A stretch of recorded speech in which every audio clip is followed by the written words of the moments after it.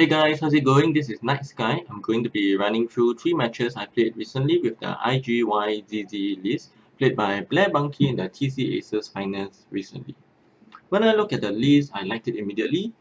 I usually play Rebels, and the only strong scum list I was aware of before Wave 8 was dual IGs. Now that has a large learning curve. I was looking for something easier as an entry point into playing scum. So when I saw this list, I liked it immediately. Now I want to sidetrack a bit and talk about the state of X-Wing today. Now X-Wing is at a really exciting phase of the game where there's just so much depth and diversity, yet there is so little widespread knowledge of basic game strategy fundamentals. Now according to a ongoing poll at the X-Wing wiki site, 2/3 of players who voted have played the games for less than 6 months. 2 decades ago, the first Magic the Gathering Pro Tour was won by a rather crude control deck, where the best players weren't so much the best of the best, but they just happens to be the first few who have understood the fundamentals of the game. X-Wing is in such a state right now. In other words, you can play X-Wing relatively well simply by having a grasp of the fundamentals of squad building and decision making at different phases of the game. So in this series of videos, I'm going to be talking about what to look out for when making decisions at various phases of the game.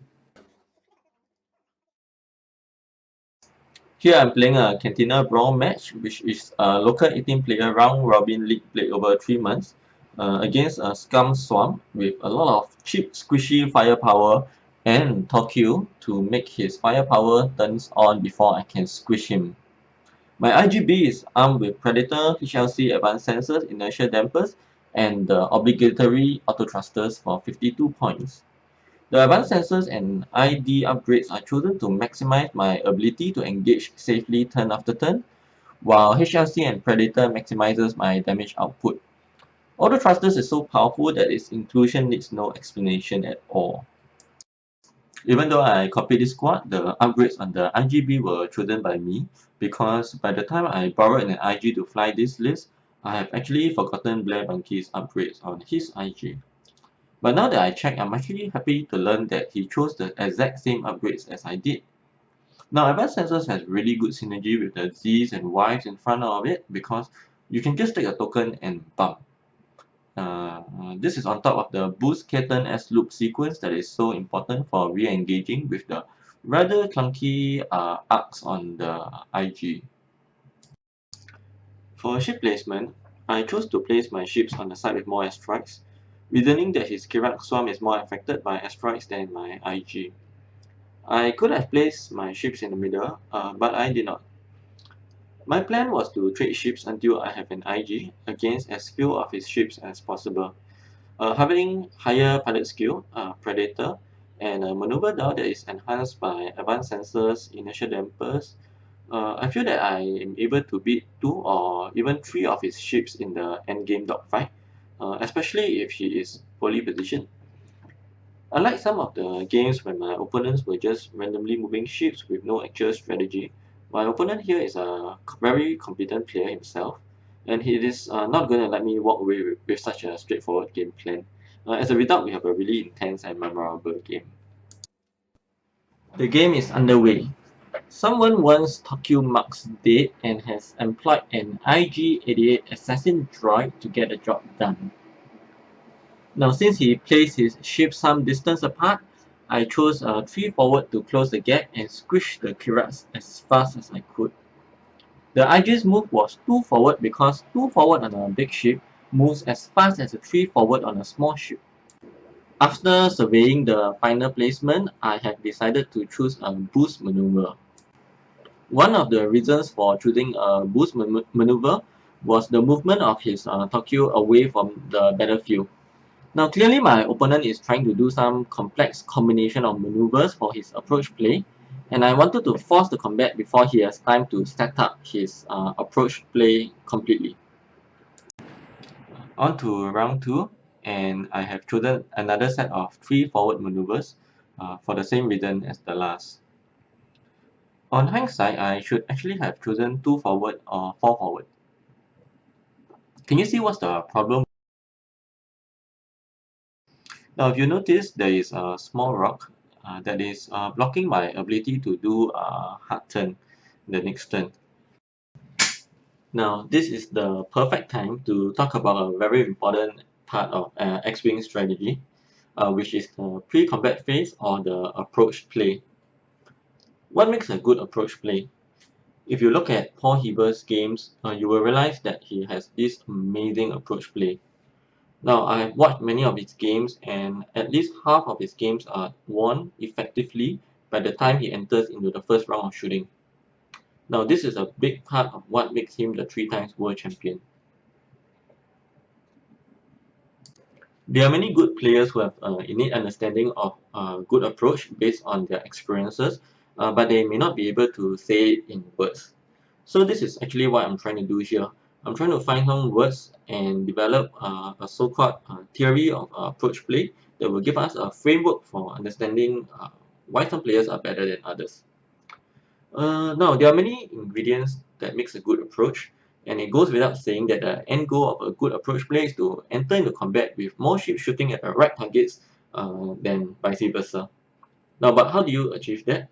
May I suggest to you that one of the most important ingredients of approach play is options. A good approach play is one that maximizes your options and minimizes your opponent's options. Now, what do I mean by options? For example, I watched a game where one of the players had a cloaked phantom sitting between 2 rocks during the pre-combat turn.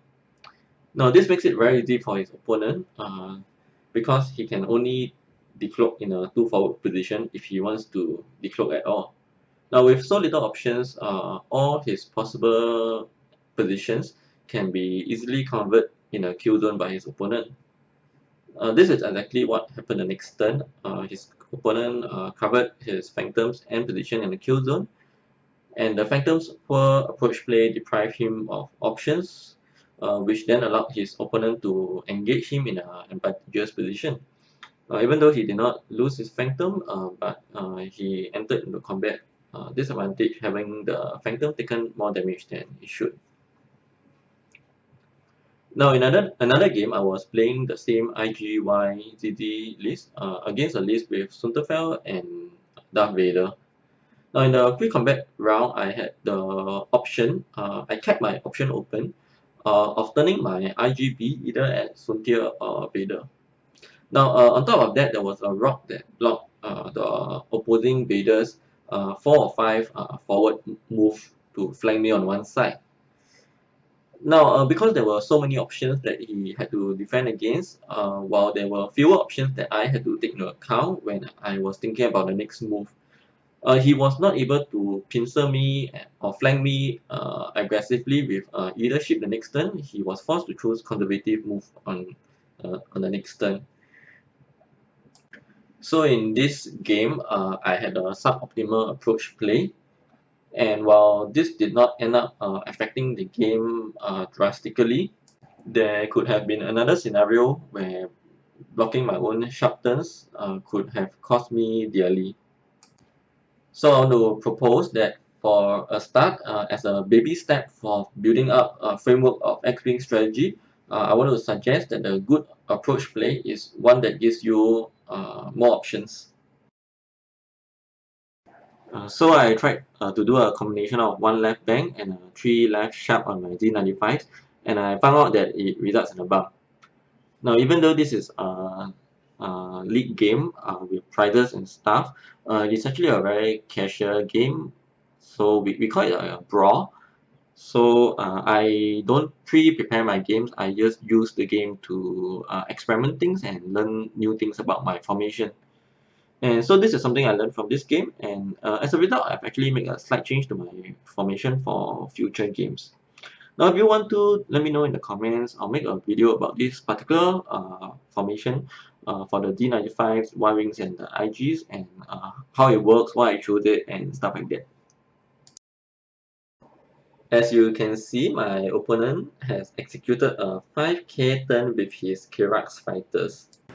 Here I try to predict all the possible positions his Kirax fighter could end up in, and position my IG and Y-Wing to cover these positions. Now, while I actually did not expect the specific 5k maneuver, it was kind of okay because my ships were pointing in the general direction. The advanced sensors failed to acquire a target lock, so I took a focus token, moved into pump, and shoot at the Kirax with my heavy laser cannon.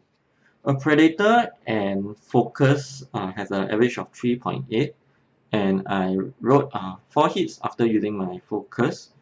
The Stress Kirax was able to roll 1 evade, so 1 shield and 2 hull damage were done. The Z95s exchanged fire at range 3 with no damage done, while my Y-Wing managed to deal 1 more damage to the Kirax fighter, leaving him with 1 hull and, unfortunately for me, unable to squish the squishy fighter with my heavy and twin lasers. The next turn will be a turn of full frontal engagement, and this is where the early game approach play ends and the mid game engagement phase begins. Now, because both players have the luxury of approaching the battle in a preset favored formation, a common feature of the mid-game engagement phase for multi-ship squads like ours is the sheer amount of firepower and the sheer concentration of firepower that we can bring on within our respective firing arcs. Now, arc dodging with squads like this is like either delusional or suicidal. Now, so what are the considerations of flying squads when transitioning from the early game approach to the mid-game engagement phase where there's just so much firepower? I think this is a good time to end part 1 of the video, and stay tuned for part 2 where we will look at the mid-game engagement phase.